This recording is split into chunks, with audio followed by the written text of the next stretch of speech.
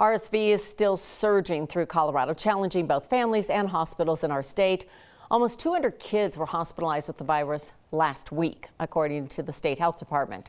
Since October 1st, there have been more than 1,100 RSV hospitalizations. At least 90% of those hospitalized have been children.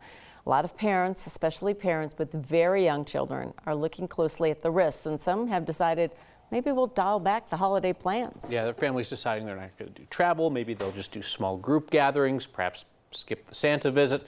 One family shared their decision-making process with our Jennifer Meckles.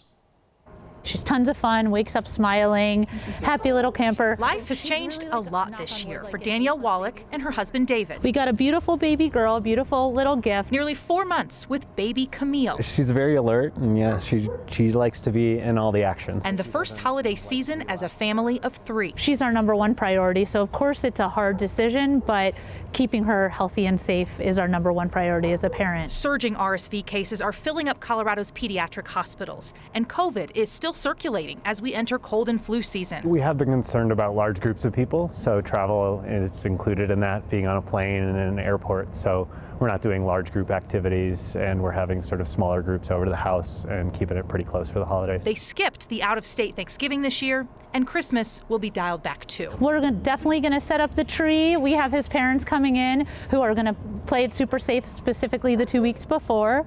And yeah, we'll create some new traditions. Danielle is not just a new mom. Yeah, so I'm a gynecologist, so taking care of my patients and keeping them healthy is the utmost priority as well. She parents from the lens of a healthcare provider. You know, I always try to offer people evidence-based decision making. I know that some of my decisions are based on emotion because I'm watching out for her, and that may not be the same decision that somebody else wants to make. She doesn't kind of like to be left, or doesn't nap during the day. Right? So she's Parenting is an exercise in compromise. This holiday season, this family is choosing caution. So it's kind of sad, but overall I think we're making the right decision.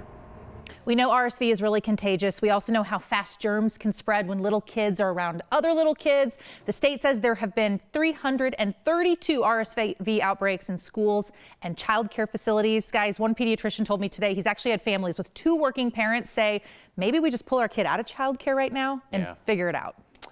Yeah, I don't know. I mean, I get it. I got 2 little ones at home, and I think sometimes you just kind of walk into a crowded space and you're just like, do we got to be here, or is there someplace else we can be? Yeah, but also preserve holiday traditions. It's a bummer, especially after all these years of COVID restrictions. So it's tough. I think COVID puts it in perspective, though. Like the real lockdown puts the small sacrifices in perspective. All right, thanks, Jenny.